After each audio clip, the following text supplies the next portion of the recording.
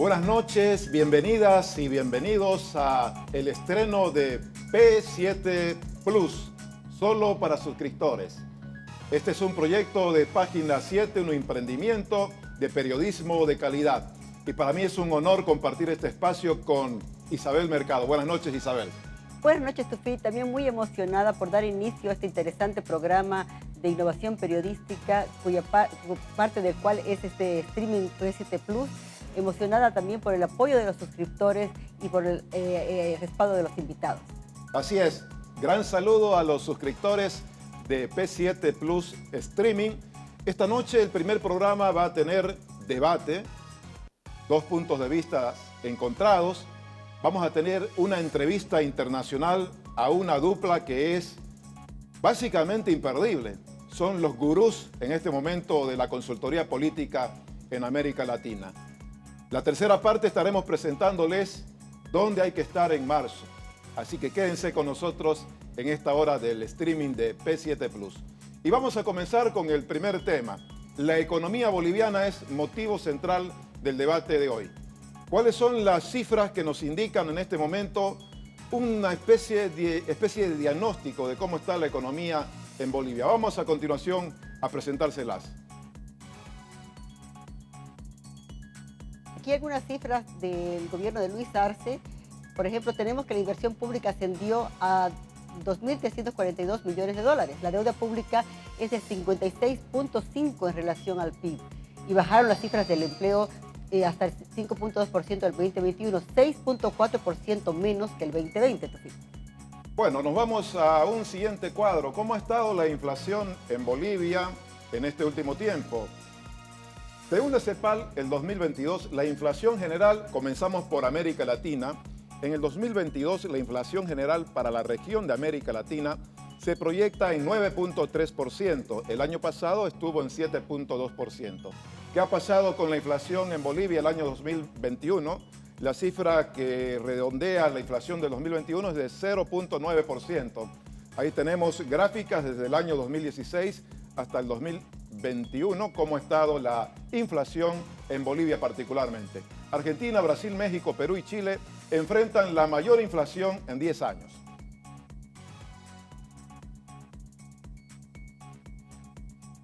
Otra cifra importante en la economía boliviana, el Producto Interno Bruto. El Producto Interno Bruto proyectado es para el 2022 es del 3.5%. El 2021 fue del 6%. El promedio de los 10 años pasados ha sido del 4%.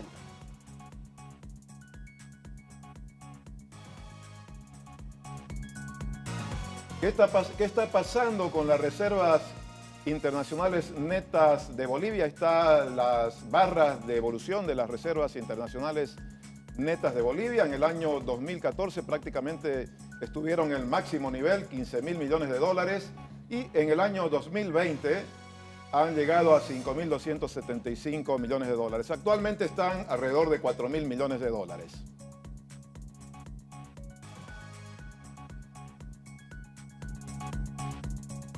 Los indicadores de la pandemia: 22 millones de nuevos pobres, equivalentes al 33.7% de la población de América Latina, ha traído la pandemia.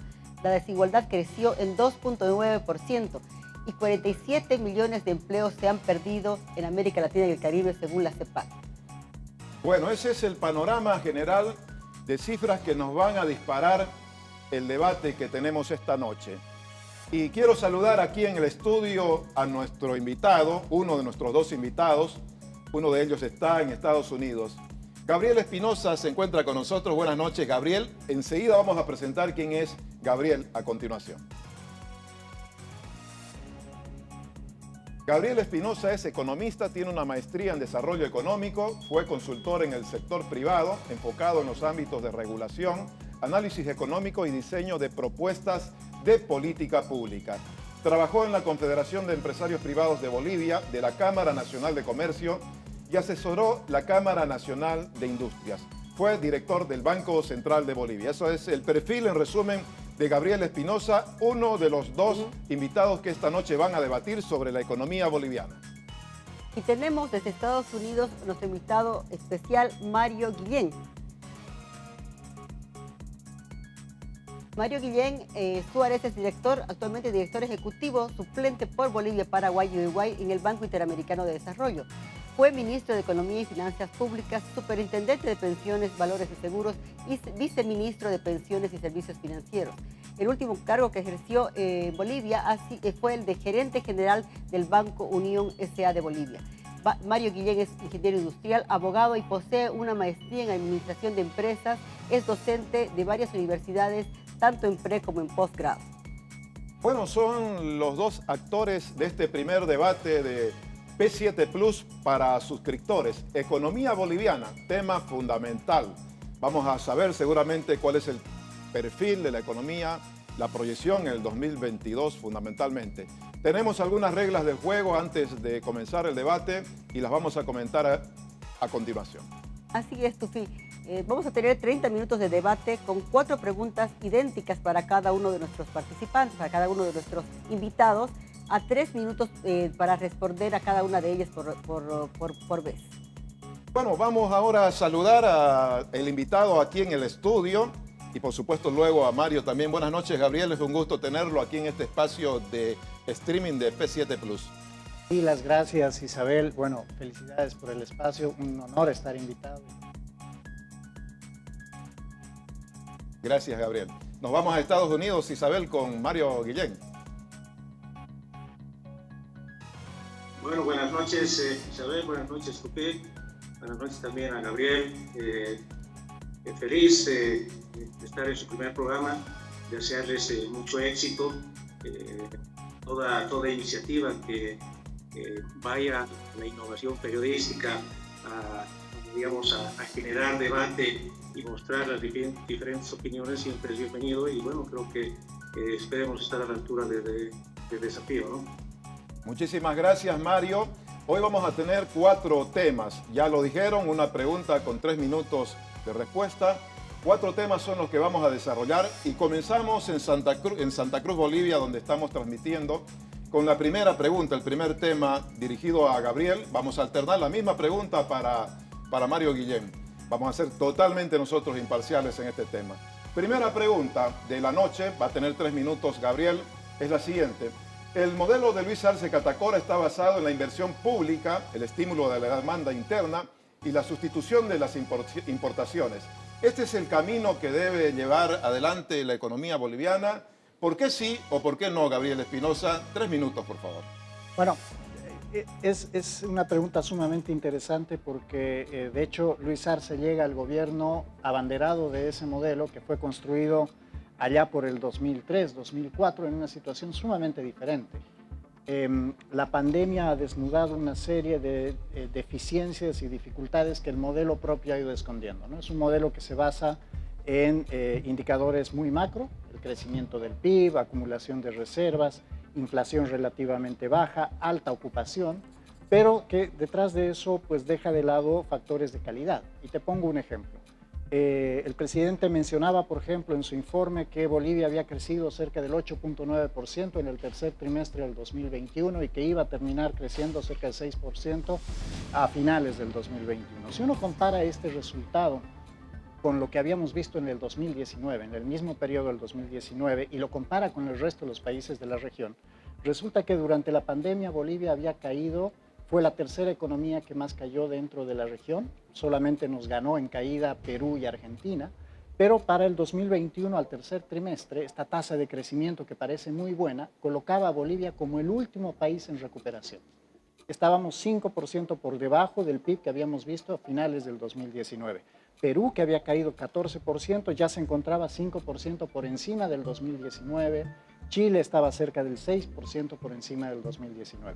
En términos de ocupación, Bolivia es una economía sumamente informal y la informalidad pues mantiene los precios bajos, permite a la gente estar ocupada, pero claro, le quita redes de protección social, cosa que hemos sufrido en la pandemia. Cuando tuvimos que cerrar la economía y el presidente en campaña decía esto, Mario se va a acordar, que mucha gente empezó a sufrir porque se cerró la economía y no se los dejaba ir a trabajar al día de haber cerrado la economía, y eso era muy cierto porque básicamente 7 de cada 10 trabajadores en Bolivia tienen ingresos diarios, semanales o quincenales. ¿Por qué? Porque trabajan de autoempleo, porque trabajan en transporte, porque trabajan en cualquier actividad que es básicamente cuentapropista. Consecuencia, no hay acceso a seguridad social, no hay AFPs, no hay un seguro de desempleo. Finalmente, el término en términos de inflación, por ejemplo, que te permite o nos permite a todos nosotros ir al mercado y encontrar productos baratos. La inflación tiene una vinculación muy directa con el tipo de cambio y también con el contrabando y la informalidad. Hoy día, los precios en Bolivia están a contracorriente de lo que vemos en el resto de la región, básicamente porque el tipo de cambio nos permite sustituir consumo interno por consumo externo. Cuando la leche boliviana está cara, nos vamos al mercado informal y conseguimos leche extranjera barata. Ya los precios de Bolivia no solamente son determinados en el exterior en las materias primas, la canasta básica de las familias está determinada, el precio de la canasta básica también está determinado por precios externos. Eso genera muchas vulnerabilidades. Para redondear, este modelo estaba pensado para un momento muy diferente al actual. Gracias, Gabriel. Vamos a irnos con Mario e Isabel. Mario, te escuchamos. Mario nos escucha, ¿no? Bueno, yo creo que el modelo productivo social comunitario, como se lo conoce, ya ha rendido un examen en los últimos 14 años. Y no es cierto que en realidad solamente se basa el éxito digamos, en indicadores macro, porque estamos hablando de una disminución de la pobreza desde el 38% al 12% de la pobreza extrema, y ese ya no es un indicador macro, sino es básicamente la calidad de vida de la gente. Este modelo ha funcionado los últimos 14 años antes del golpe de Estado, ha funcionado de manera importante, ha permitido crecer a Bolivia a niveles que no habían crecido en la historia, ha permitido generarle mejores condiciones de vida a la gente, ha mejorado las condiciones de vida. Eso lo podemos ver en indicadores como, por ejemplo, el consumo en restaurantes, el consumo en supermercados, el uso de, digamos, de medios de locomoción o medios de transporte como, digamos, la aviación, donde los pasajes también han subido. Gente que en su vida había pensado en subirse a un avión, hoy lo ve ya de una manera más cercana a la gente. Y eso es lo que ha hecho el modelo económico que se ha implementado. Un año nos han querido cambiar el modelo y hemos tenido realmente,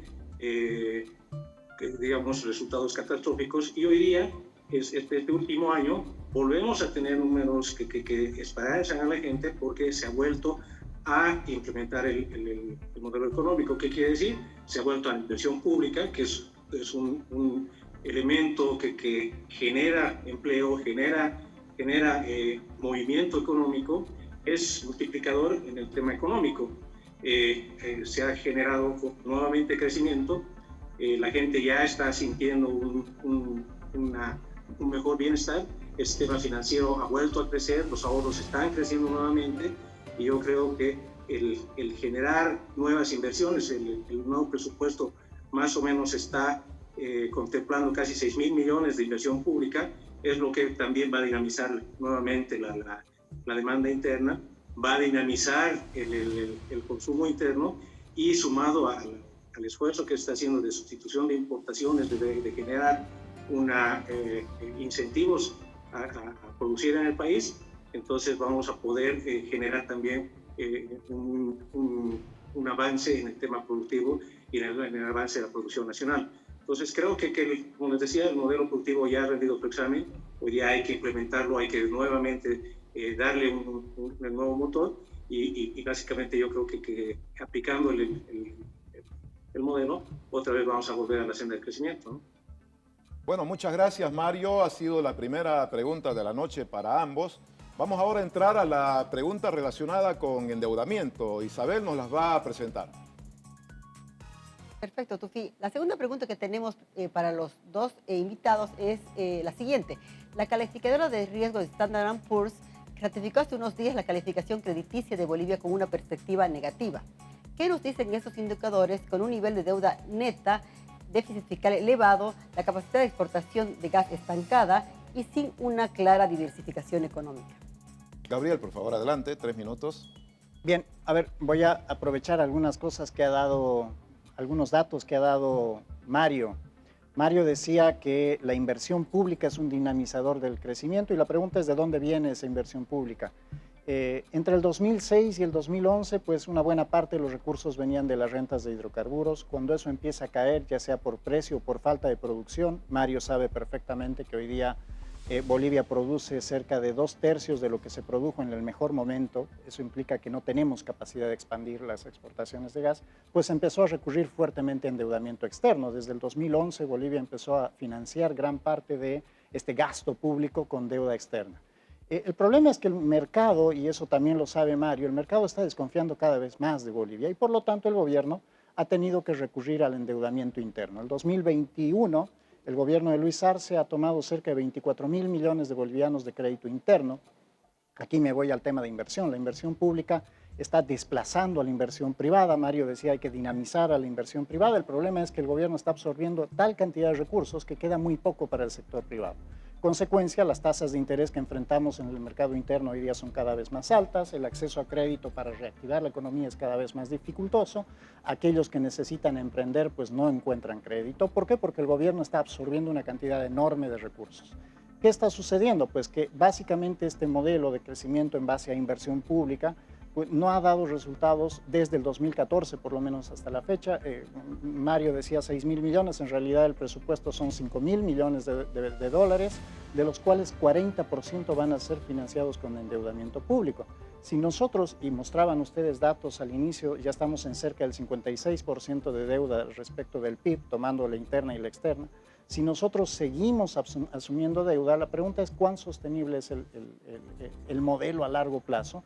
Y a pesar de que los gobiernos pues ven a muy corto plazo porque presumen que se van a acabar en algún momento, el problema es para la ciudadanía. Cuando se acaban los recursos externos, cuando se acaban las rentas de los recursos naturales, la única fuente que queda son los impuestos para las familias. Uno ve el presupuesto general del Estado y el dato relevante es que el IDH va a caer cerca del 6%, en un presupuesto general del Estado que está muy distorsionado.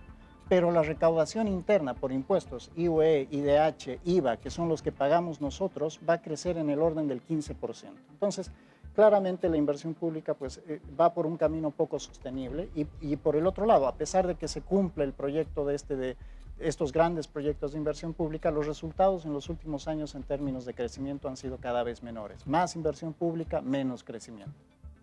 Bueno, nos vamos a ir a escuchar a Mario Guillén, también 3 minutos, Mario, tema endeudamiento, por favor. Si quiere también replicar, refutar lo que ha dicho Gabriel, adelante, por favor. Bueno, nos hemos salido un poco de la pregunta de la calificación de riesgo, que espero volver en el último minuto que tenga para también explicarle eso, porque parece que es importante que la gente conozca el tema de esa calificación. Yo creo que a veces nuestros economistas de oposición que opinan se basan demasiado en esas ideas ortodoxas de decir el déficit es malo, el endeudamiento es malo, de dónde sale el dinero. Y lo que hay que empezar a mirar es qué es lo que hace la inversión pública en realidad. O sea, la inversión pública lo que hace es generar recursos. ¿Para qué? Para que lo ejecuten los privados, porque al final, ¿quién es a quién contrata el Estado? Es a los privados, y eso es lo que hace que se vaya dinamizando la economía. Y eso es importante tenerlo claro. Si uno se prestaría dinero para gasto corriente, como se hacía antes, yo estoy de acuerdo en decir, pucha, pararemos con el endeudamiento, pero estamos prestándonos porque necesitamos invertir. Tenemos un país con serias falencias en los temas de infraestructura, tenemos un país con falencias en salud, con falencias en educación, con falencias en el acceso a los servicios básicos, y no podemos decir, bueno, haremos una cosa, postergaremos las necesidades de esta gente, no nos prestaremos y vivimos como ellos quieren sin endeudamiento. Entonces, ¿qué hacemos con esta gente? Que esta gente no tenga acceso a salud, no tenga acceso a luz, que no tenga acceso a agua. Ese es el tema de la inversión pública y eso es bien importante tener claro. Él habla de la inversión privada, y realmente la inversión privada lo hace en lugares donde les va a surtir algún beneficio económico.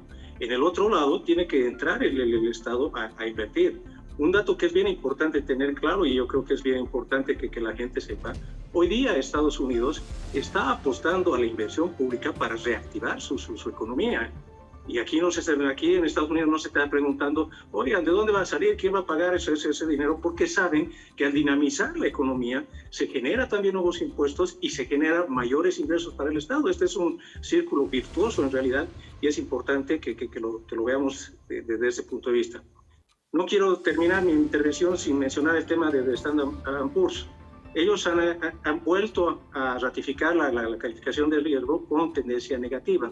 Y yo lo que quería poner ahí es, cuando te hablan de tendencia negativa, es que te pueden bajar la calificación en un futuro inmediato. Hace 6 meses, o hace un año, perdón, ellos nos pusieron esta calificación también con tendencia negativa y un año después ratifican su calificación. Entonces es importante tener claro que lo que ellos hacen es solamente una opinión basada en ciertos criterios que ellos puedan tener o en ciertas... Gracias, Mario. Vamos a poder dar un tiempo de redondeo también al final, si no pudieron terminar alguna idea, por favor. Necesitamos seguir con el desarrollo del debate. Tercer tema, un tema del que se habla mucho en Bolivia, tipo de cambio. La pregunta es la siguiente, vamos a comenzar con Gabriel en ese sentido. ¿Mantener o no el tipo de cambio? ¿Por qué sí o por qué no? Gabriel tiene 3 minutos, si quiere también complementar algo más en relación a su intervención, adelante. Sí, simplemente mencionarle a Mario que la actual emisión de bonos soberanos que están tratando de llevar adelante dice específicamente manejo de pasivos y gasto público, apoyo presupuestario.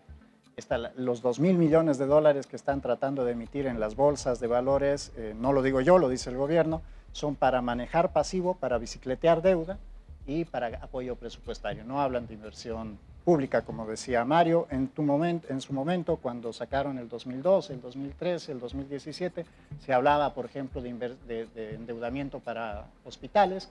No hemos visto ni un solo hospital, pero bueno, en líneas generales ahora solamente se habla de endeudamiento para patear más deuda y pues más gasto público. Ahora, respecto al tipo de cambio, realmente creo yo que sería una pésima idea modificarlo.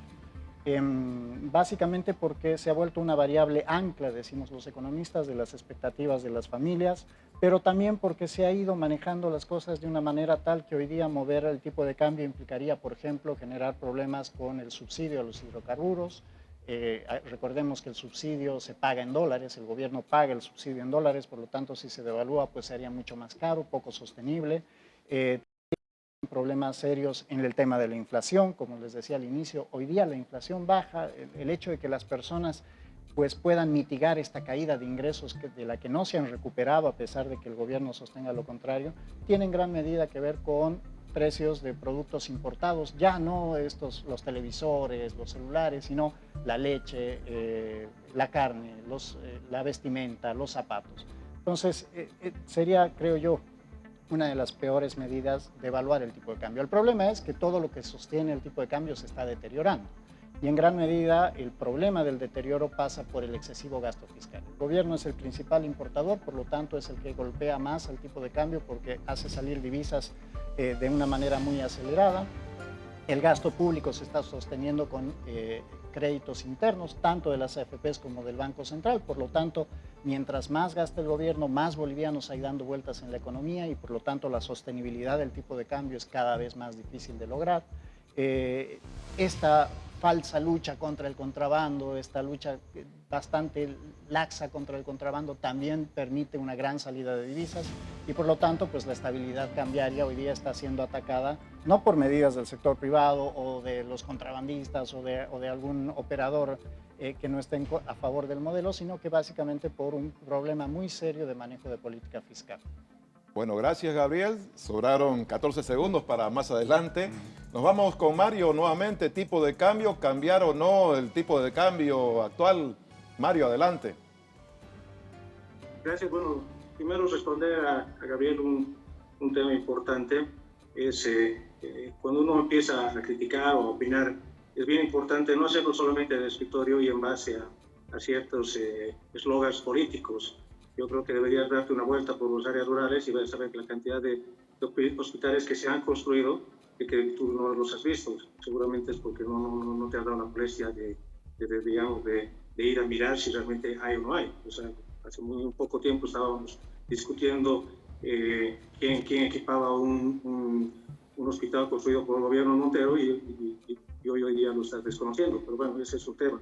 El segundo tema pasa por el tema que hablabas de los bonos. Lo que está haciendo el gobierno en este momento está haciendo un revolving, que es un tema que es totalmente normal en los mercados de capitales en el mundo. O sea, no es Bolivia la única que hace un revolving, el revolving lo hacen todos los países del mundo que han emitido bonos. ¿Por qué? Porque en la medida que vos puedas esos bonos refinanciados, vas a tener mayor dinero disponible para lograr inversión pública y no recurrir al endeudamiento. Porque al final del día, si vos pagas esos bonos, vas a tener que volverte a endeudar para financiar tu inversión pública. Entonces, ¿cuál es la mejor manera de hacerlo?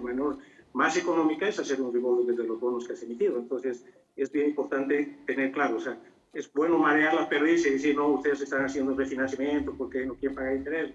O sea, puedes hacer marear la perdiz, pero yo creo que en el fondo tú bien lo sabes que lo que está haciendo el gobierno es algo totalmente normal y se lo está haciendo justamente para tener para financiar la inversión pública con recursos propios.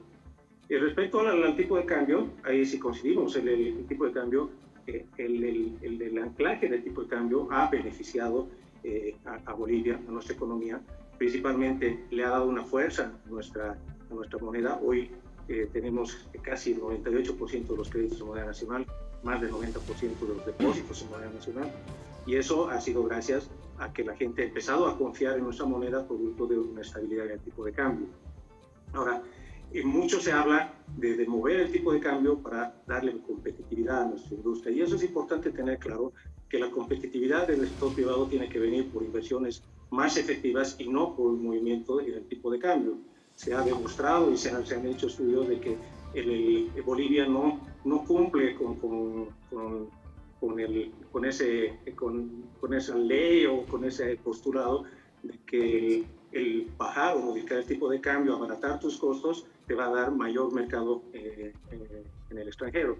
¿Por qué? Porque el mercado lo que busca es, hoy día la demanda no está tan reactivada como para que puedas comprarle, aunque los ofrezcas a precios más baratos. Le agradecemos, y por el otro Mario, perdón, ya se cumplieron los 3 minutos. Le vamos a dar igual al final un pequeño momento para el redondeo de las ideas. Isabel nos presenta el último tema del debate económico de esta noche. Sí, vamos a la última pregunta que tiene que ver un poco con la evaluación y la perspectiva. ¿Cuál es la perspectiva para este próximo año, para el año que estamos iniciando? ¿Será posible un crecimiento de la economía, de los índices de desempleo y la recuperación post-pandemia? Esa es la pregunta para nuestros invitados. Gabriel. Bien, Mario se refería a la condición Marshall-Lerner, que dice que si una economía cumple ciertas condiciones, pues una devaluación la hace más competitiva. Y en el caso de Bolivia, es cierto, no la cumplimos, básicamente porque desde que Bolivia es Bolivia, pero sobre todo en los últimos 20 años hemos profundizado este carácter primario exportador, que es uno de los problemas del modelo. No hay diversificación económica, hoy día el peso de las exportaciones, de hecho el mayor producto de exportación del año pasado han sido minerales, oro sobre todo, gas y demás. Entonces, difícilmente vamos a pensar en un modelo de crecimiento sostenible, y aquí voy a la pregunta que tú decías. En un escenario post-pandemia en el que ha quedado claro que las economías tienen que reconvertirse. Estamos pensando en economías que van a despegar, aquellas donde haya inversión privada, donde haya reconversión de los aparatos productivos, donde tengamos economías basadas en capital humano antes que en recursos naturales o en algún otro tipo de actividades, porque básicamente es el capital que se puede preservar y el capital que se puede ajustar más rápidamente a condiciones volátiles. En Bolivia el desempleo, y esto es un tema estadístico, por ejemplo, no mide la calidad del empleo. El índice de desempleo, que nosotros medimos desempleo abierto, no mide si la ocupación de la persona está vinculada a un contrato laboral, con seguridad social, con aguinaldo, doble aguinaldo, demás, o si es una ocupación autogenerada, ¿no? El cuentapropismo. Entonces, Ha caído fuertemente el desempleo, eso es cierto, pero en realidad hemos ganado ocupación. Hemos visto que el sector cuentapropista ha sido el que más empleo ha generado. Esto tiene que ver con actividades de subsistencia, tratar de seguir pagando las cuentas. ¿Cuánto tiempo será sostenible esto? Bueno, básicamente mientras las familias pues traten de seguir manteniendo su consumo, que de hecho en los últimos años ha venido de la mano básicamente de endeudamiento, pero como todo tiene un límite. Y en términos pues, de inflación, reservas y demás, los límites están llegando muy rápidamente. Decía Tufi al principio, las reservas hoy día están en cerca de 4.000 millones, solamente 1.400 son divisas.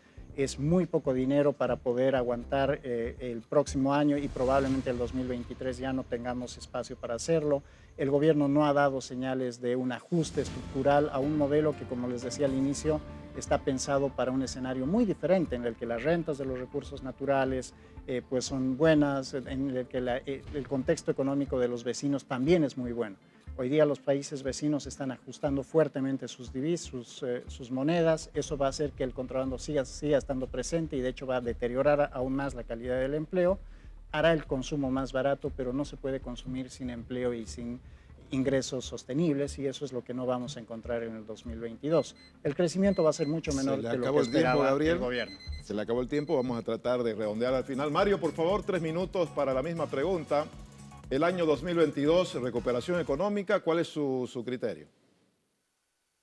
Bueno, a ver, yo creo que aquí hay que responderle a Gabriel un tema bien importante. Ustedes han querido cambiar el modelo y lo que han hecho es más bien meternos en una crisis que con este modelo más bien estamos logrando sacarnos digamos, de esa crisis que nos han dejado después de un año de un manejo económico desastroso, y en eso yo creo que deberíamos coincidir los dos. Cuando hablas de un modelo exportador primario, es básicamente porque así nos los han dejado, así nos han entregado un modelo económico. En todos estos años, una de las premisas del modelo es llegar a las exportaciones con valor agregado.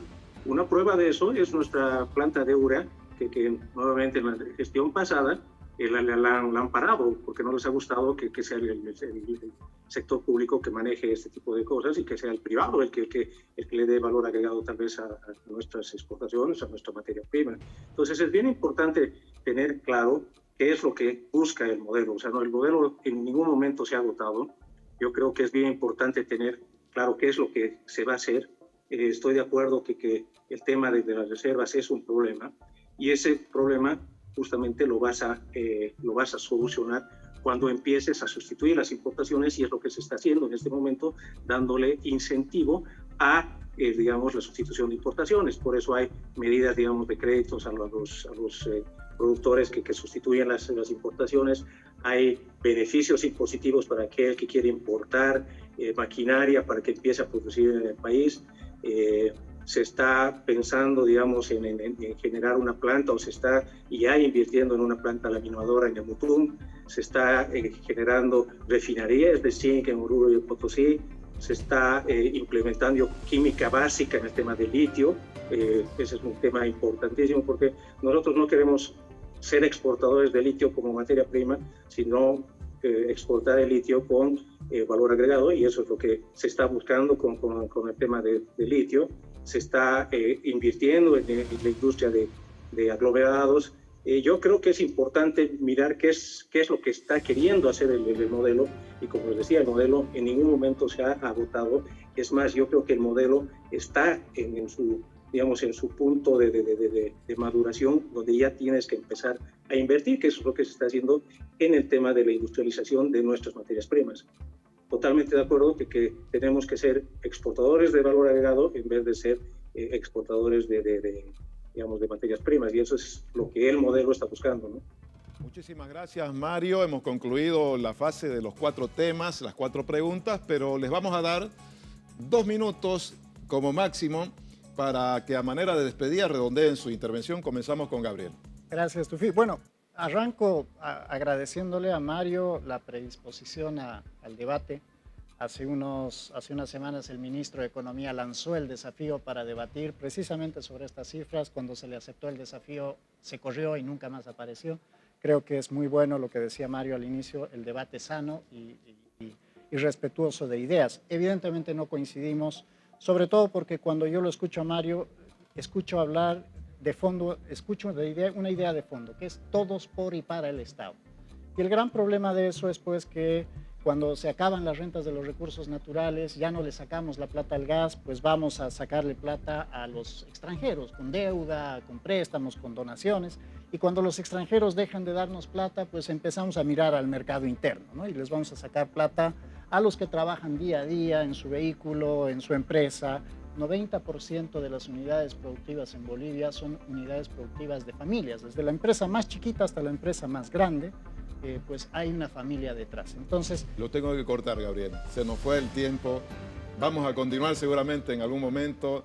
Nos vamos a Mario, por favor. 2 últimos minutos para manera de despedirse, redondear su intervención. Bueno, como dicen, el tiempo es un tirano, pero bueno, vamos a tratar de ser lo más rápido posible. Bueno, yo creo que es importante tener claro 2 cosas aquí. Primero que cuando hablamos de post-pandemia, que todavía no hemos superado la pandemia, creo que uno de los enemigos más importantes en este momento de la economía es el tema de la pandemia. Debemos seguir trabajando en la vacunación, en invirtiendo en el tema de salud, y eso es importante tenerlo claro. Si no, no vamos a poder llegar a despegar o a tener un crecimiento sostenible y claro. El otro es, está claro que el modelo productivo ya ha rendido un examen, está claro que el modelo tiene sus virtudes y el seguir aplicándola va a lograr un crecimiento sostenido. Claro, siempre los que nos critican o critican el modelo hablan de que por qué no los privados. ¿Por qué? Porque ellos vienen del sector privado y obviamente lo que buscan no es tener a un Estado que participe en la economía, sino lo que a ellos les gusta es un Estado que mire lo que hacen los privados, como es, digamos, en los países capitalistas. Entonces, ¿qué es lo que logra ese modelo? Es tener mayores brechas entre ricos y pobres. ¿Por qué? Porque siempre vas a apoyar al productor o a esa empresa que él dice que hay familias que son las que tienen plata, porque esos son los grandes empresarios que al final, si vos les das, les dejar hacer como ver ser un Estado que mira nomás, entonces ellos son los que van a manejar la economía. Y eso es lo que nosotros no lo permitimos porque tenemos un Estado que participa en la economía. Se nos acabó el tiempo. Lamento mucho tener que cortarlos a los 12, que nos hemos quedado con muchas más ganas de discutir. Prometemos a lo mejor algún segundo round, diríamos, en esto de la economía para más adelante. Isabel, infinitamente agradecido con Gabriel Espinosa aquí en Bolivia y con Mario Guillén en Estados Unidos por este primer estreno de debate. Hasta una próxima a ambos, abrazo grande. Tenemos que hacer una pausa, no se vayan porque ya vienen los 2 entrevistados internacionales. Vamos a hablar de política, democracia, elecciones. Ya volvemos.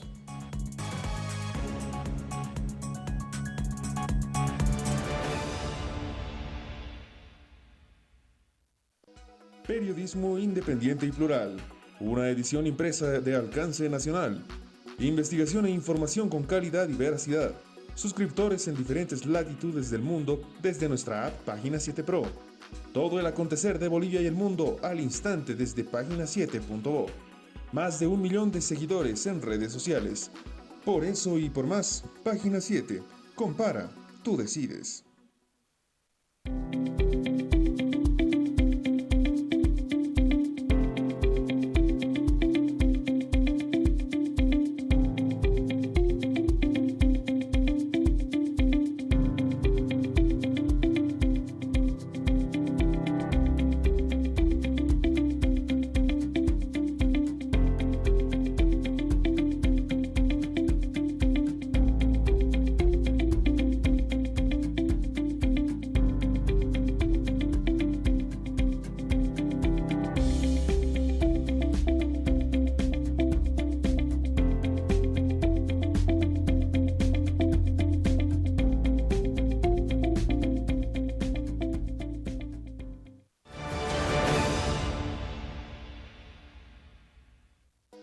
Periodismo independiente y plural. Una edición impresa de alcance nacional. Investigación e información con calidad y veracidad. Suscriptores en diferentes latitudes del mundo desde nuestra app Página 7 Pro. Todo el acontecer de Bolivia y el mundo al instante desde página7.bo. Más de 1 millón de seguidores en redes sociales. Por eso y por más, Página 7. Compara, tú decides.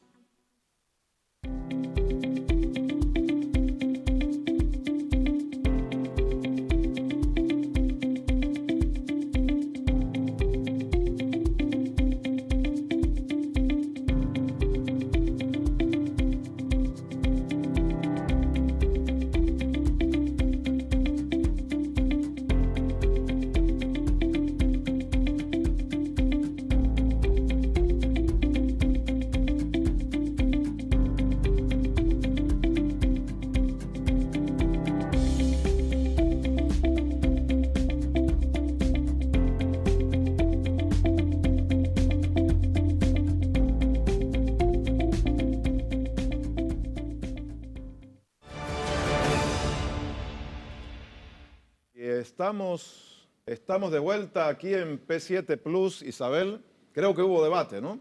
Fue muy interesante. Son dos posiciones totalmente opuestas, pero a la vez nos dejan muchos temas para reflexionar, ¿no? Realmente yo creo que ha sido muy interesante tener la apertura del exministro Guillén y además con la opinión de Gabriel para poder contrastar indicadores, cifras y posiciones que obviamente nos dan mucho que empezar. Más allá de las diferencias tan evidentes de visión de la economía, una coincidencia, no tocar el tipo de cambio, ha dicho Gabriel Espinosa, y por supuesto también Mario Guillén igual. Lo viene sosteniendo así el gobierno hace mucho tiempo. También el tema de la deuda, ¿no? También Mario dice que hay que resolverlo porque es un tema que creo yo está realmente preocupando inclusive al propio gobierno. Ya nos vamos a conectar enseguida con nuestros dos siguientes invitados que están en Ecuador. Realmente son gurúes en el campo de la política. Antes de ello, queremos comentarles, sin embargo, algunos hallazgos que hemos encontrado y que usted debe saber. Estudios que se han hecho últimamente en el mundo y que los vamos a precisar en la siguiente gráfica, Isabel. ¿Cuáles son los riesgos en este momento del mundo? Ahí está, riesgos para América Latina, según una encuesta de IDEA Internacional. ¿Qué se refiere con esto? El informe Estado de la Democracia en la América 2021 de IDEA Internacional indica que la mitad de los países de América Latina y el Caribe muestran señales de erosión democrática. Está mal la democracia en más de la mitad de los países. El Latinobarómetro del año 2021 asegura que 5 de cada 10 latinoamericanos tolerarían un gobierno no democrático mientras resuelven sus problemas. De esto vamos a hablar algo con nuestros dos invitados. Justamente ese es uno de los temas que vamos a tocar con nuestros invitados. Pero tenemos más datos, Tufi. Este es otro estudio muy interesante, el índice de economía libre. El puntaje de libertad económica de Bolivia es de 43.0. Bolivia ocupa el puesto 30 entre 32 países de las Américas y su puntaje general está por debajo de los promedios regionales y mundiales. Un tema preocupante en cuanto a libertad económica. La economía boliviana ocupa el puesto 169 de 177 países evaluados en el informe que recientemente ha sido conocido. Así es, el tema de la economía libre es fundamental. Queremos además comentarles que si usted quiere desarrollar alguna actividad el próximo mes de marzo, hay algunas que les vamos a comentar y plantear que les pueden servir. Veamos a continuación qué puede hacer usted o dónde debería estar en el mes de marzo. 28 de febrero al 3 de marzo hay un evento mundial de mobile, de teléfonos celulares en Barcelona. Es un congreso que tiene que llevarse a cabo en Barcelona prácticamente muy pronto. Si usted quiere ir para conocer lo último de todo el mundo de teléfonos, estarán ahí reunidos en Barcelona. El 4 de marzo hay la convocatoria al programa de aceleración, la oportunidad para impulsar emprendimientos. Lugar aquí en Santa Cruz de la Sierra, Cámara de Industria y Comercio. Puede usted venir a la CAINCO para este programa de aceleración. El 9 de marzo tenemos la conferencia de prensa de la presentación de la Exposoya. Bueno, ya fue la Exposoya. Sí. Pero una cosa interesante, Sí. Tufi, realmente la virtualidad, ¿no? Sí. Podemos estar en Barcelona, así como están nuestros invitados desde Ecuador, desde Estados Unidos, y como estamos con nuestros suscriptores esta noche a la distancia, en la virtualidad. Así que esa es una gran ventaja para poder comunicarnos y estar en diferentes eventos y aspectos interesantes. Tenemos algunos otros eventos donde podrían estar los suscriptores que nos siguen esta noche. El 23 de marzo se desarrolla el Next Loyalty, segunda edición, en España también.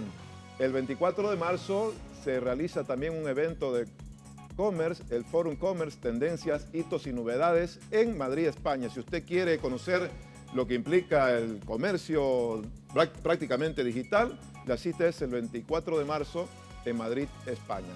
Bueno, estamos esperando a nuestros dos invitados que van a estar esta noche.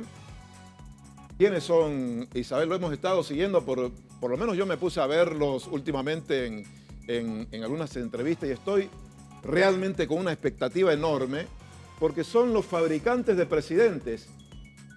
Contribuyeron a la elección de Mauricio Macri, contribuyeron a la elección de Guillermo Lasso en Ecuador, fueron asesores en Brasil también de una candidata. Son los fabricantes de presidentes. Jesús Durán Barba, ¿y quién más estará con nosotros? Santiago Nieto, que es su colaborador. Ambos tienen una empresa de consultoría política, Tufi, y son realmente, como decías, los hacedores de presidentes, los kingmakers, ¿no? Como los llaman. Son dos expertos, analistas políticos, expertos en estrategia política, pero también, y en el caso de Jaime Durán, yo también he estado siguiendo sus entrevistas, sus opiniones. Es un hombre muy interesado en los temas que tienen que ver con la tecnología y la política, esa relación entre tecnología y política, y cuáles son los cambios que se avecinan. En un tipo muy visionario, que siempre está un paso adelante para ver qué se viene. Y lo que él ha estado discutiendo últimamente es cómo la intermediación tecnológica tiene su influencia en la política y cómo influye obviamente en las decisiones de los votantes. Mientras los esperamos, vamos a ir a una pausa. A propósito, dice Durán Barba que en una campaña puede ser más determinante la vida del perrito de un candidato que la propia propuesta de relación con el Fondo Monetario Internacional, por ejemplo. De estas cosas habla Durán Barba. Cambió totalmente la política. Hay una nueva forma de hacer política. Él dice que no hay electores cautivos, ya están volátiles los electores. Hacemos una pausa y retornamos para esta doble entrevista.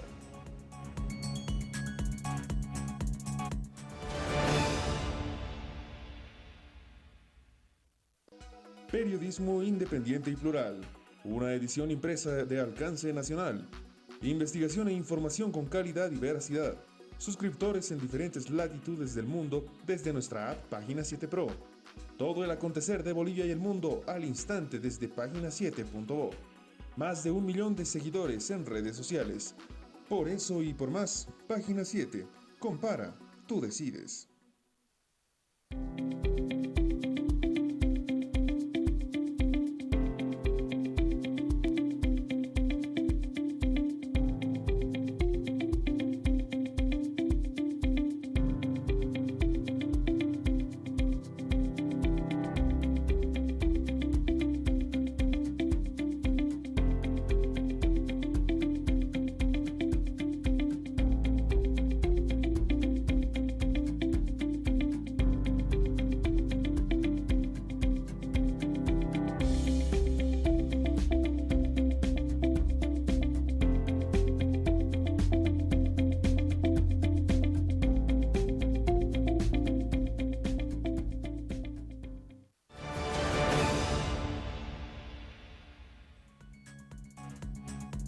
Independiente y plural. Una edición impresa de alcance nacional. Investigación e información con calidad y veracidad. Suscriptores en diferentes latitudes del mundo desde nuestra app Página 7 Pro. Todo el acontecer de Bolivia y el mundo al instante desde página7.bo. Más de 1 millón de seguidores en redes sociales. Por eso y por más, Página 7. Compara, tú decides.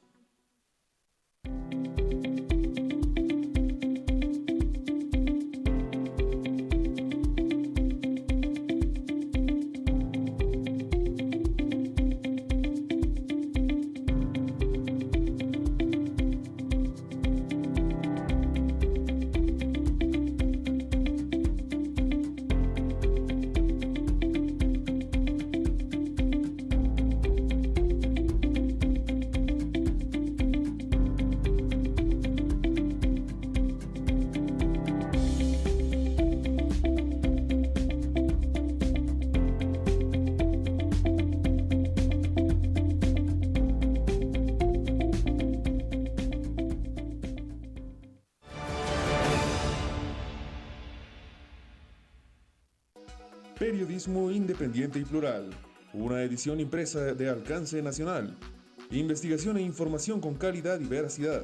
Suscriptores en diferentes latitudes del mundo desde nuestra app Página 7 Pro. Todo el acontecer de Bolivia y el mundo al instante desde página7.bo. Más de 1 millón de seguidores en redes sociales. Por eso y por más, Página 7. Compara, tú decides.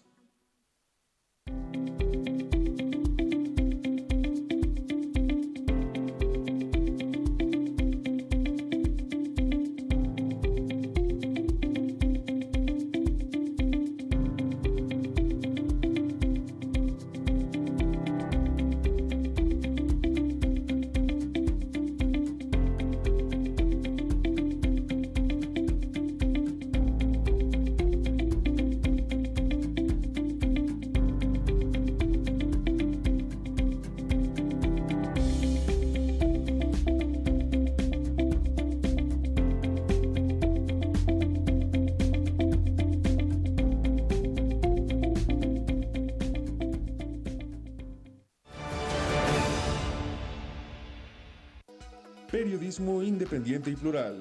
Una edición impresa de alcance nacional. Investigación e información con calidad y veracidad.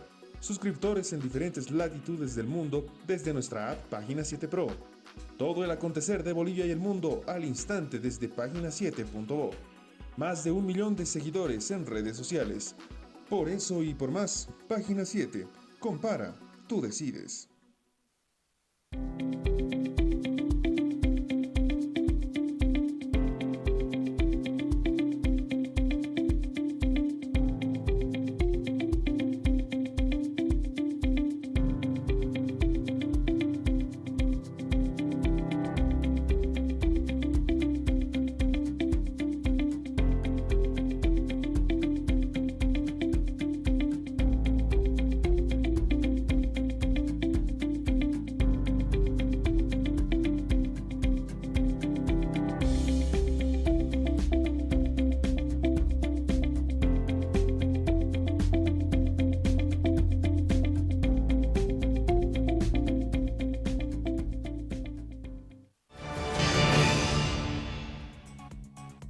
Muchas gracias por la paciencia y la espera. Ya estamos con los dos maestros. Ya están con nosotros Jaime Durán Barba y Santiago Nieto. Nos los va a presentar Isabel Mercado. A Santiago primero. Son socios ambos.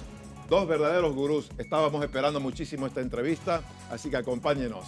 Bueno, muy brevemente, porque no queremos quitarles minutos a la conversación con estos dos grandes expertos.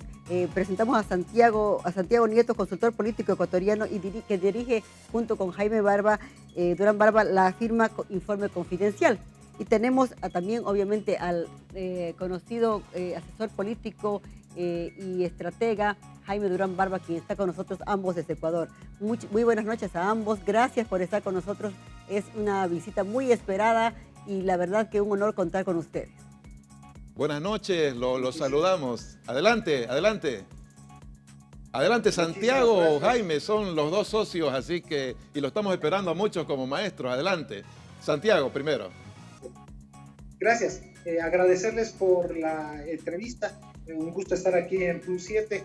Siempre para nosotros un gusto y poder compartir lo que hemos aprendido en tantos años en la experiencia en el continente. Así que muchas gracias, siempre un gusto poder estar en un medio serio como el de ustedes y agradecemos la entrevista.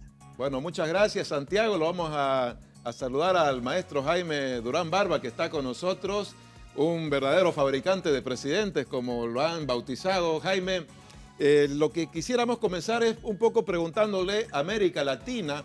Estamos por vivir dos elecciones, una en Brasil, otra en Colombia próximamente.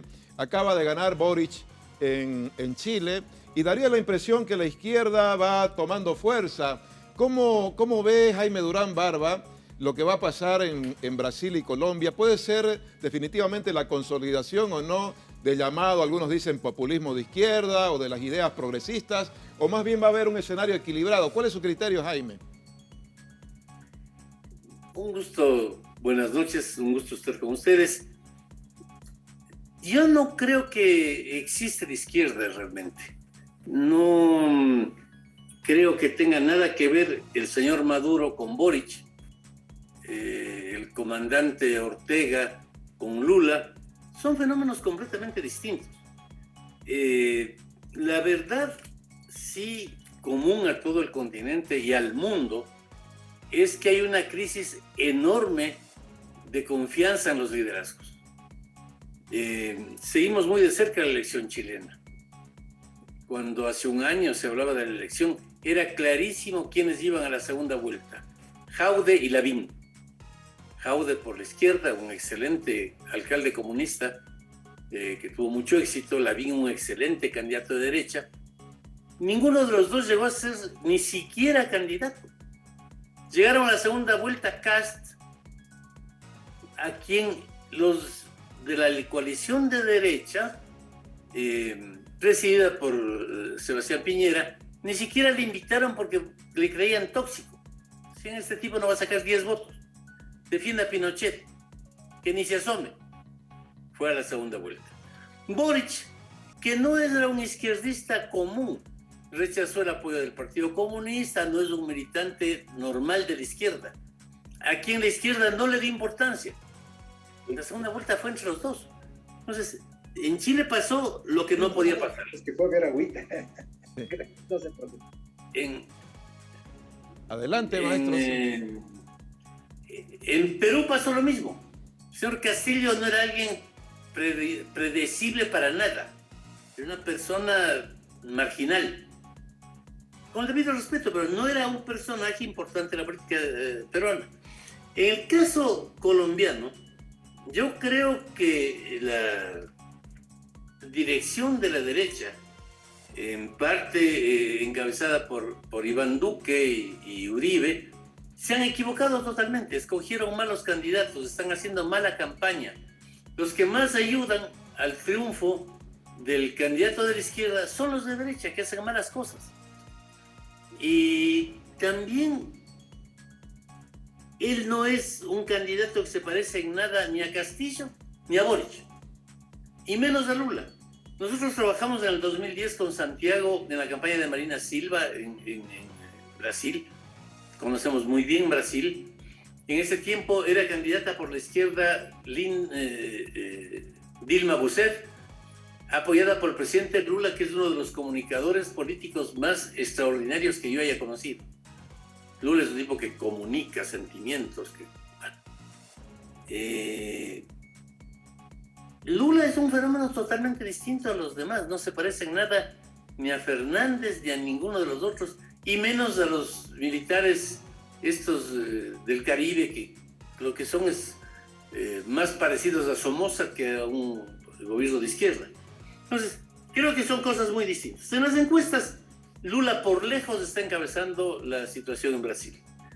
El candidato, si es que es el candidato opositor, Bolsonaro tiene unas resistencias brutales. Yo, como están las encuestas en este momento, me refiero a encuestas que se aplicaron hace 15 días, Lula le está dando 66-30 a Bolsonaro.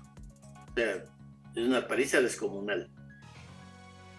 En Colombia, si siguen las cosas como están, Petro también está sacando una ventaja cada vez más importante, pero hicimos encuestas en Colombia, hicimos estudios en Colombia. No es porque Petro tenga una gran imagen, es porque los otros hacen disparates. A Petro le ayudó Bergoglio, que siempre apoya a los candidatos de izquierda que andan por el mundo, y en Colombia, que es un país tan católico, el que el Papa le apoya a un candidato puede dar unos votitos. Bergoglio le apoyó a la izquierda, bueno, algo le dará. Pero como están las cosas, Petro en Colombia es quien puede ganar las elecciones. Gracias, Jaime. Isabel le pregunta a Santiago. Santiago, una pregunta. Mira, tenemos una democracia en crisis y una crisis de representatividad en la democracia. ¿Qué perfil de político están buscando los electores? Y es tiempo de los outsiders. ¿Qué tipo de político tenemos que buscar los electores? El audio le vamos a pedir, ¿no? A Santiago. Adelante, ahora sí. Perdón, era para no hacer ruido, pero lo que usted acaba de decir es un fenómeno importante. Hay una crisis de la democracia en Occidente. hay una crisis de representación. Si nosotros vemos también en esas mismas mediciones que Jaime hablaba sobre la confianza institucional, las instituciones que tienen que ver con el sistema democrático son las peores evaluadas. Y ese es un dato interesante. Y la gente, al ver que las instituciones de la política no les representan porque están buscando otra forma de representación, también castiga, por lo tanto, a la clase política. Podríamos decir que no están buscando un tipo de político, no están buscando un político. Y eso es un dato que llama la atención y altera a todo el sistema de la democracia. Creo que en Perú Castillo es un representante de no a los partidos políticos, por poner un ejemplo de una elección reciente. Y se ha visto el fenómeno en todo el continente. Podemos decir que también parte de las figuras más potentes de la política en Chile no estuvieron concursando ya en la carrera presidencial. Por lo tanto, ¿qué está buscando la gente? No sé si un outsider como lo conocíamos hace unos 20 años. Lo que están buscando es algo distinto, liderazgos más horizontales, no verticales, gente que empatice con las problemáticas de la gente, no tanto eficiencia, tanto empatía. Entonces, cómo se está relacionando la gente con los liderazgos tiene que ver más con el metro cuadrado de cada uno de los individuos que con un proyecto más que tenga que ver a nivel nacional o con un proyecto político establecido como conocimos hasta la segunda mitad del siglo XX. Bueno, vamos a hacer un ligero aterrizaje en Bolivia. Ustedes conocen mucho a Argentina, lo que ha pasado con Fernández y lo que pasa con Cristina. Se dice que quien gobierna es Cristina y no Alberto. En Bolivia tenemos un caso que es Luis Arce Catacora y el caso de Evo Morales, y hay esa discusión si, como ocurre en Argentina, el presidente Arce en Bolivia es una especie de presidente delegado o si es realmente Evo el que gobierna. ¿Cuál es la lectura, la información que tiene Jaime Durán Barba al respecto?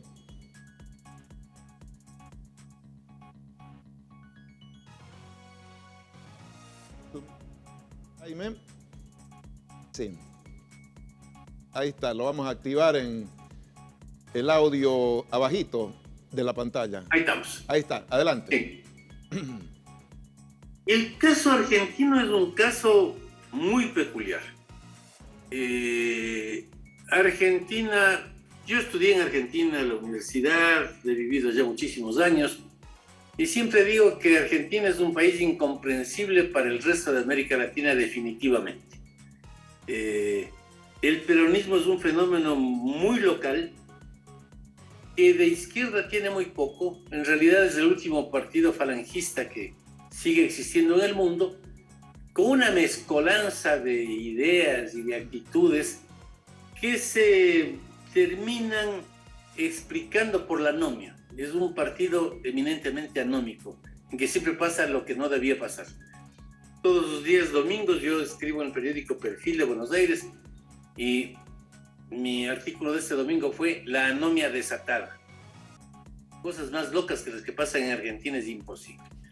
Y una de las cosas locas es que la líder del kirchnerismo y parcialmente del peronismo decidió designar como candidato a Fernández, que por cierto no tiene ningún parentesco con ella, pero que no era un dirigente importante del peronismo tampoco. Él había sido un operador político, fue jefe de gabinete de Cristina, pero sorpresivamente terminó de presidente. Pasó lo que suele pasar en los países presidencialistas. El presidencialismo no es bueno para la bicefalía, porque aquel a quien le eligen presidente muchas veces cree que le han elegido presidente y entonces decide hacer las cosas por su aire. Fernández intenta a ratos gobernar, Cristina no le deja. Es un caos muy complicado el que estamos viviendo en el país y eso tendrá que resolverse en Argentina.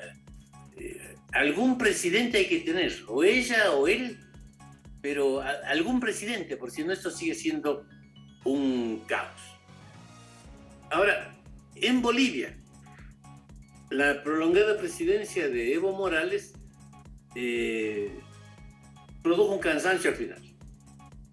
Vi algunas encuestas cuando ya se aproximaba la temporada electoral y Evo Morales pretendió ser reelegido una vez más. Sus números con los de Mesa estaban muy cerca, muy cerca. Yo creo que Mesa, que es una persona que conozco bien, tipo preparado, tenía un problema en su contra y yo se lo dije. Estás muy anticuado. Ya no hay en este momento en América Latina un candidato que gane con esas actitudes de líder antiguo que tenía Mesa. Él es una persona preparada, académicamente es una persona formada, y es una persona con la cual es muy agradable conversar, pero está en otra generación de políticos. La situación era para darse de igual a igual entre Evo y Mesa. Vino después la sucesión de acontecimientos complejos por los cuales Evo termina renunciando, termina asumiendo un gobierno de facto que no fue designado por la Asamblea Boliviana, y conversando con algunos políticos bolivianos les dije, esto le va a asegurar el retorno a Evo o a su gente, al MAS, porque estando tan cerca Mesa y Evo, el tema de su remoción del gobierno iba a terminar ayudándole al MAS. Yo creo que en eso Evo tuvo habilidad, o las circunstancias le ayudaron a eso. Evo no estuvo en la campaña de Arce, como, claro, en la campaña argentina, Alberto Fernández era un ayudante de la jefe, que era la que manejaba la campaña, la que hacía los discursos, la que decía callate, parate, venite. No, pues, en Bolivia, por las razones que fuere, Arce hizo su campaña mientras Morales estaba en Argentina.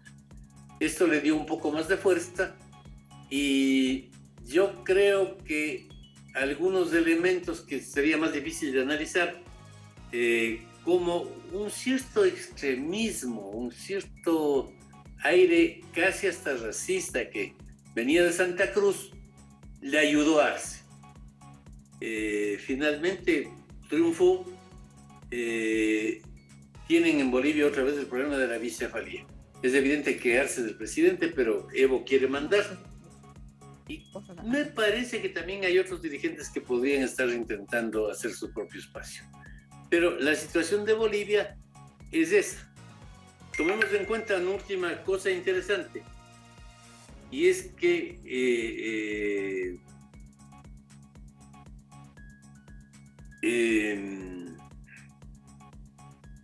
la situación económica de Bolivia no es la de Argentina. Argentina está estallada por todos los lados. El gobierno boliviano tuvo cierto grado de sensatez, no persiguió tanto a la empresa privada como el gobierno argentino. Pero ten en cuenta que en Argentina en este momento el 52% de la población vive de subsidios del Estado, 52%. Una cosa loca. Entonces, hay diferencias en términos de que el gobierno argentino ha sido mucho más ineficiente y ha derruido el país. Bueno, vamos a aprovechar para hacerle una última pregunta a Santiago, que tiene un compromiso, y luego volvemos con Jaime para ojalá seguir hablando de Bolivia. A Santiago yo quiero hacerle una pregunta más general, Santiago, y tiene que ver con esta definición que yo leí de ustedes en términos de estrategia de la nueva política. Una frase que me quedó muy registrada. ¿Qué quieren decir ustedes con que los perros son más importantes que el Fondo Monetario Internacional en una campaña electoral? Claro, tiene que ver con de qué la política le habla a la gente.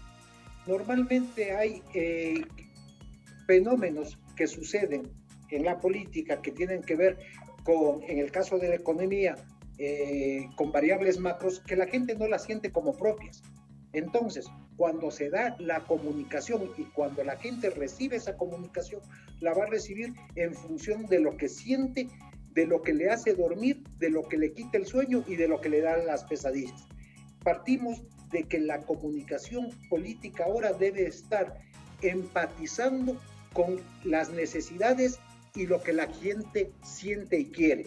En este momento, lo que usted decía, un tratado con el Fondo Monetario puede ser discutido dentro del Círculo Rojo, pero hacer una fiesta en plena pandemia puede traer la destrucción de una figura política, como se ha visto en algunos de los casos. Hemos visto incluso en países desarrollados como hemos visto primeros ministros renunciar por un pequeño desliz que puede ser, en términos ya del convivir del conjunto de la sociedad, menos importantes que un evento como lo que dice ahí, patear un perro ahora es muy peligroso, y no tener una firma con el Fondo Monetario Internacional poco grata para el conjunto de los ciudadanos.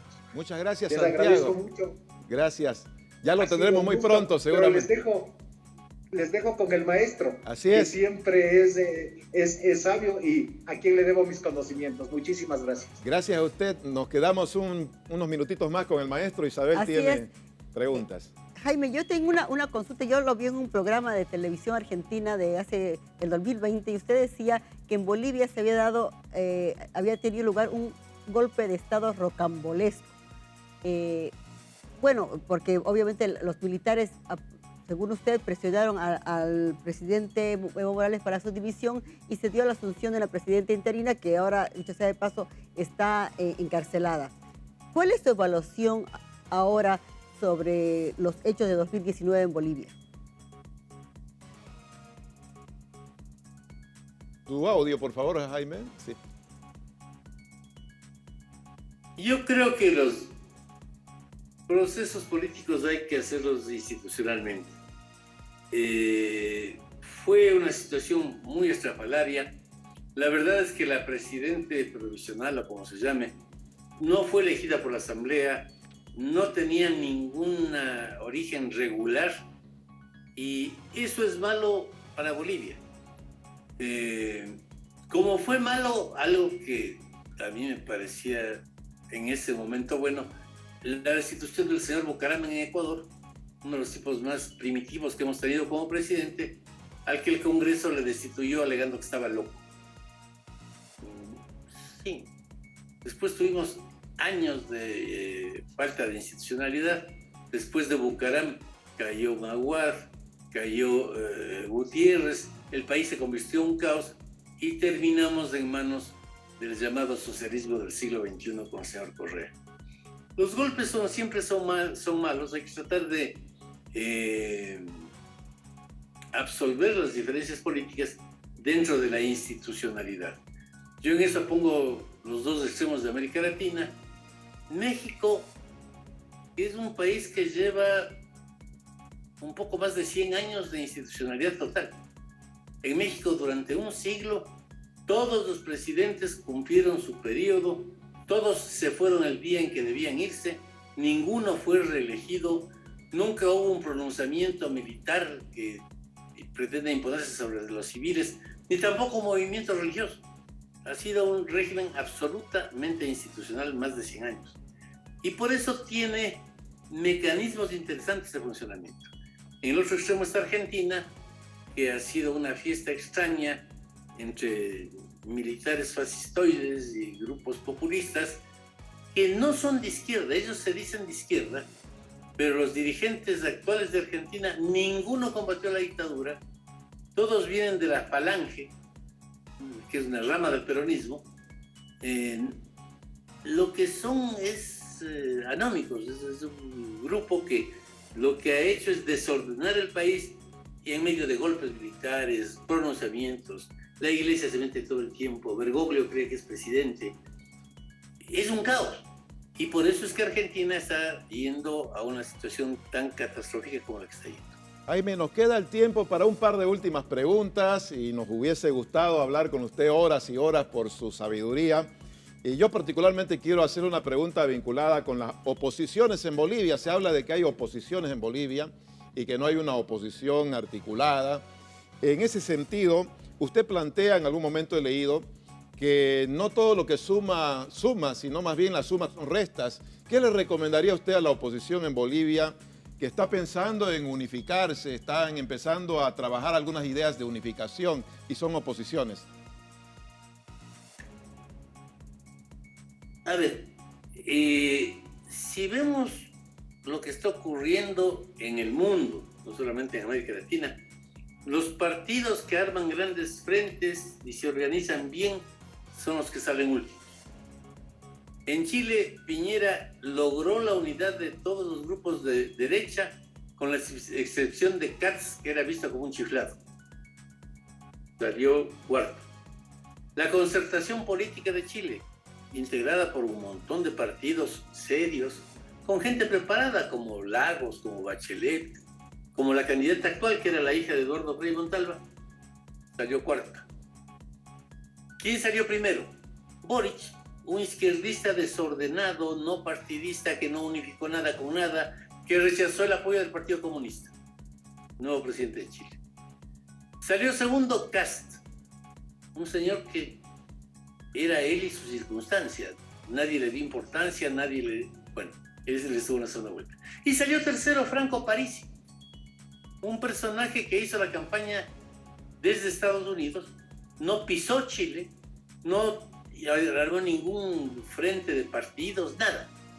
Hizo una campaña por internet desde Estados Unidos y no llegó a pisar ni siquiera el día de las elecciones su país, porque dio positivo para el COVID. Entonces uno tiene que pensar, bueno, ¿qué pasa con eso? Yo tengo muchos amigos en Perú. Conozco a gente muy preparada, excelente, que eran precandidatos en la elección peruana. Conversé con ellos largamente. Esto del Zoom es una maravilla, me ha permitido tener reuniones con las direcciones partidistas, con académicos. Todos hacían frentes, alianzas de partidos. ¿Quién ganó? El señor Castillo, que tenía como principal aliado a su caballo. ¿Qué frente de ese? Nada, no tiene ni pies ni cabeza. Nosotros somos profesores de una universidad norteamericana desde hace muchos años y yo estoy muy metido en estudiar las campañas americanas. En Estados Unidos estoy vinculado al Partido Demócrata y bueno, todo lo que viene sucediendo en los últimos años es impresionante. El señor Trump ha tenido la oposición de casi la unanimidad de las universidades norteamericanas. Yo trabajo en la George Washington University, en la cual el 70% de profesores somos demócratas, el 30% son republicanos, y los que son republicanos están en el Lincoln Project trabajando contra Trump. En mi universidad no hay nadie que vote por Trump. En las grandes universidades, Stanford, Harvard, tampoco. Los medios de comunicación están todos contra Trump. En la última elección, cuando se enfrentó con Biden, de 680 programas importantes de la televisión y la prensa norteamericana, 670 apoyaban a Biden y 10 a Trump. Y casi gana. En este momento, desgraciadamente, la imagen de Biden se ha ido al piso. Perdimos en varios estados y Trump sube como espuma. ¿Qué es Trump? Es un sujeto que está en contra de la democracia, es el primer presidente norteamericano que ha intentado dar un golpe de Estado en Estados Unidos, cuyos seguidores se tomaron el Capitolio. O sea, lo más antidemocrático que hemos tenido en Estados Unidos como presidente. Y sin embargo, cuando va a los estadios es de aclamar. Está pasando algo muy de fondo, y es que el mundo cambió. En Austria, la socialdemocracia y la democracia cristiana gobernaron desde la Guerra Mundial hasta la última elección. En la última elección salieron cuarto y quinto, les ganaron dos partidos que acaban de surgir. En Ucrania, cuyo presidente es Zelensky, que está ahorita en eje del mundo, de la noticia. Zelensky era un cómico de un canal de televisión cuyo dueño quiso jorobarle la vida al presidente para que no gane las elecciones y le lanzó de candidato para reírse. Zelensky sacó el 75% de los votos. O sea, estamos con cambios enormes y los partidos, los nuevos líderes, más que buscar otros partidos para aliarse, deberían pensar en qué está pasando. Está pasando que yo nunca habría tratado a mi padre como me trata mi nieto a mí. Mi padre era Dios, yo le trataba de usted, él me trataba de tú. Papá, ¿dónde queda Saturno? Ahí. Perfecto, está ahí. Cuando mi nieto me pregunta algo, me oye, extrae su comunicación directa con Dios, consulta y me dice, no, abuelito, el Google dice que no es así. La sociedad vertical es esa pelota. Ya no existe, ni en la casa, ni en nada. Y ese cambio descomunal tiene un correlato político que es muy complejo. Para cerrar, don Jaime, una última pregunta. Justamente usted hablaba de esta nueva sociedad, esta oposición que hay entre sociedades abiertas, sociedades cerradas. Pareciera que el conocimiento y la ilustración es más importante que sus opuestos. ¿Cómo ve usted en perspectiva el escenario social global post-pandemia? Venía dándose la tercera revolución industrial. Es un proceso que empezó hace 40 años más o menos. Se agudizó con la destrucción del socialismo real, que demostró que estos esquemas estatistas centralizados eran un disparate. Quebraron todos los países que tenían economías centralmente planificadas, todas. Quedan Corea, con un señor estrafalario, y Cuba, que es un escombro que flota en el mar de los sargazos. Se acabó eso. Pero al mismo tiempo lo que tenemos es el desarrollo de la ciencia. Usted sabe que en los últimos 6 meses se produjeron en la humanidad más conocimientos que todos los que se habían producido hasta hace 6 meses. Tenemos una velocidad de crecimiento del conocimiento absolutamente descomunal. Yo tengo una formación humanista en historia, en filosofía, pero me encanta la astronomía. Todas las mañanas me despierto a ver qué está pasando en Marte y lo veo en directo con un artefacto que han puesto ahí los norteamericanos. Me encanta todo el tema del mapa cósmico de microondas, lo tengo en todas mis computadoras.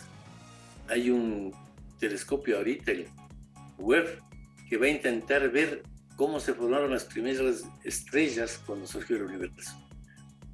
Y eso lo veo yo en mi computadora todos los días.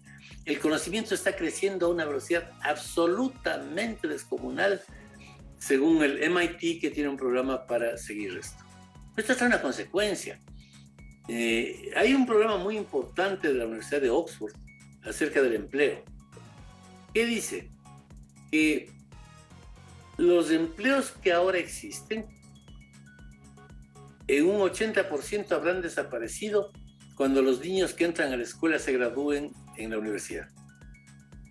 O sea, hay que prepararles ¿para qué? Para lo desconocido. Cuando yo entré a la universidad hace mucho tiempo, había como estudiar 4 cosas. Papá dijo que estudié Derecho, perfecto, Derecho, iba a ser abogado. Nunca fui abogado por lo demás. Pero actualmente no se sabe en qué van a trabajar los niños. Todas las profesiones, bueno, el 80% de las profesiones van a desaparecer. ¿Quién habría pensado hace 30 años, que era cuando los niños entraron a la escuela, los que se están graduando en la universidad, quién habría pensado que era posible vivir de programar computadoras? O de hacer cosas en la web o del marketing digital. Si no existía nada de eso. Para mí, mi nieto es un punto de referencia con el pasado. Hace poco me dijo, oye, abuelo, quiero que me respondas de verdad, porque mi papá me anda mintiendo. ¿Qué pasa? Mi papá dice que cuando tú tenías mi edad, no existía el internet. ¿Es cierto eso? Claro que no existía. No existía. ¿Y cómo vivías? Y era otro mundo. Cuando uno habla con un niño de estos, se da cuenta de que el mundo cambió totalmente. No viven en la realidad que nosotros vivíamos cuando éramos pibes. Todo cambió. El mundo está cambiando a una velocidad descomunal y tiene grandes posibilidades de ser elegido aquel que sintonice con aquello que están sintiendo y viviendo los jóvenes, los nuevos, los distintos. Es evidente que la pandemia además agudizó el proceso. La pandemia nos obligó a un curso de internet intensivo a la mayoría de habitantes de la Tierra y nos cambió la mente. Somos distintos. Los políticos que logren comprender lo que está sintiendo la gente ahora son los que van a tener posibilidades. Bueno, maestro, la verdad que como esperábamos ha sido brillante esta especie ya de cátedra que nos ha dado más que una entrevista. Esperamos tenerlo muy pronto en Bolivia. Le agradecemos muchísimo la oportunidad y el privilegio de haber conversado con usted en este espacio que es P7 Plus. Un abrazo grande, reitero, lo esperamos pronto en Bolivia y bueno, ojalá lo tengamos. Muchas gracias. A mí Bolivia me encanta. De las ruinas arqueológicas más importantes de América están en Bolivia las de Tiahuanaco. Son apasionantes. Yo me he pasado una semana entera mirando, observando, porque fue una cultura muy antigua que hizo cosas geniales. Bolivia es un país hermosísimo, tanto la altura, el lago Titicaca, como el oriente boliviano, que tiene otra cultura, pues la de Santa Cruz y la de, más bien, hasta cierto punto vinculada a la cultura guaraní. Paraguay es un país que yo adoro. Paraguay me parece un país maravilloso. Me encanta el idioma, me encanta la forma de ser de los paraguayos. Y yo creo que Bolivia tiene esa diversidad enorme, porque si uno está en la parte alta y va a Santa Cruz, parecería que se fue a otro país. O cuando va al Chiquitaje, parecería que son países distintos.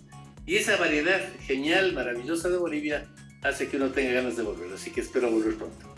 Un abrazo grande, hasta la próxima. Bueno, y así vamos cerrando, Isabel, lo que ha sido el estreno de P7 Plus. Una pequeña muestra de lo que vamos a tener cada mes. Debates que usted no va a encontrar en ningún otro lugar y entrevistas como la que hemos tenido que tampoco va a encontrar otro lugar, sino aquí en P7 Plus. Un abrazo grande, gracias por habernos acompañado durante esta casi hora y media aquí en el estreno de P7 Plus.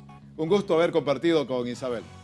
Gracias, Tufi, y gracias, amigo. Yo quiero agradecer especialmente a nuestros suscriptores que apoyan y que apuestan por el periodismo independiente. Ha sido un privilegio compartir con nuestros invitados. Es un contenido exclusivo, como les decía Tufi, que lo tendremos mes a mes para ustedes, queridos suscriptores. Muchísimas gracias por acompañarnos en este estreno. Muy buenas noches a todos los suscriptores.